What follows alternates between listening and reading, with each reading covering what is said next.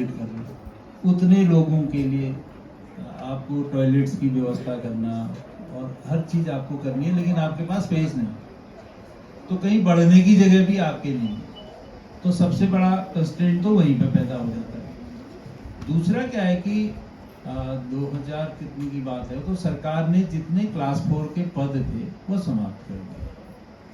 अब क्लास 4 के पदों में नई नियुक्तियां होती नहीं है, वो डाइंग कैडर हो गया जो 2003 या 2004 में हुआ, 2003 की बात है। डाइंग कैडर से क्या होगा कि जितने आपके स्वच्छकों के पद थे या वार्ड बॉय के पद थे वो खत्म हो गए। उस पर क्या हुआ, आउटसोर्सिंग एजेंसी जाती, आउटसोर्सिंग एजेंसी ठेके पर आती हैं और ठेके की व्यवस्था चिकित्सा प्रबंधन समितियों के माध्यम से होती है। चिकित्सा प्रबंधन समिति का जो हेड होता है वो डिस्ट्रिक्ट मजिस्ट्रेट होता है।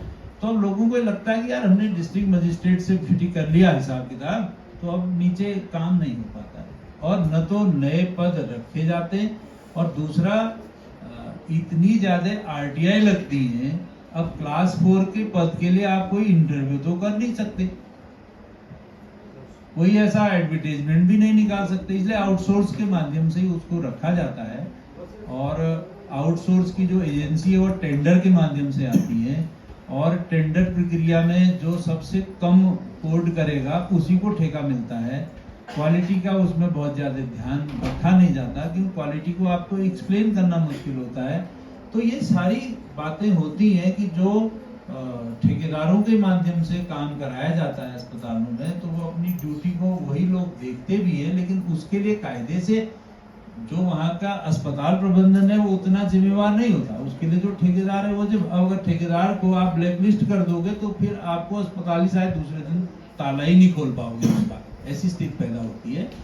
तो इसलिए इसके लिए कोई पुख्ता व्यवस्था बनाया जाना मैं समझता हूँ ज़्यादा जरूरी है। आने वाले समय में जैसे जैसे पब्लिक की तरफ से डिमांड आएगी, आप इसको हॉल में उठाने के बजाय मंच पर उठाएंगे, या पुष्पेश पंत जी यहाँ रहेंगे। आज विधायक जी को हमने बुलाया था, उन्होंने कहा था हम 6 को नहीं आ पाऊंगी, 7 को जरूर आऊंगी। उनके सामने ही मैटर जाएंगे कि साहब वो डॉक्टर उप्रेती साहब ने ऐसा कहा है, उनको कितनी, और विधायक भी उसमें सदस्य होते हैं उस प्रबंधन समिति के, उस प्रबंधन समिति के जो वहाँ के सांसद होते हैं वो भी होते हैं, वो सांसद प्रतिनिधि भी होते हैं। दूसरा क्या है कि मैंने एक बार कहा कि भी ठीक है हम आउटसोर्स से हम नहीं रखते, क्या सांसद निधि से, विधायक निधि से, अभी पुष्पेश जी से मेरी बात हो रही थी, क्या हमने ये ऐसा नहीं कर सकते कि ठीक है हमारे हम जो है विधायक निधि से 2 लोगों को 2 साल के लिए रख देते हैं या 5 साल के लिए रख देता हूं मैं, चलो सफाई व्यवस्था वो करेगा। क्या ऐसी नीति नहीं बन सकती? ऐसी नीति है ही नहीं। लेकिन विधायक निधि से मंदिरों की मेंटेनेंस के लिए पैसा दिया जा सकता है, मेलों के लिए दिया जा सकता है, खड़ंजे बनाने के लिए दिया जा सकता है, तो इन एक्टिविटीज के लिए क्यों नहीं दिया जा सकता? मैं सवाल खुद आपसे सवाल पूछता था। ये प्रतिनिधि जितने होते हैं, जो जनता के द्वारा चुने हुए होते हैं, इनकी क्या जिम्मेवारी होती है? क्या इनको नहीं देखना चाहिए ये बातें? तो ये जो अस्पताल है उसका कॉन्सेप्ट ही होता है by the people, for the people, of the people, जनता के द्वारा, जनता के लिए। और ये कॉन्सेप्ट है, तो ये पैसा इस तरह से भी यूटिलाइज होना चाहिए। पुष्पेश जी कह रहे थे कि जो कोरोना पीरियड था उसमें हमने करोड़ों रुपया जो है वो अस्पताल में ऑक्सीजन की सप्लाई के लिए लगा दिया। इन्होंने हिसाब भी लगा रखा कि 200 करोड़ रुपया उत्तराखंड गवर्नमेंट ने लगा कि हर अस्पताल में ऑक्सीजन।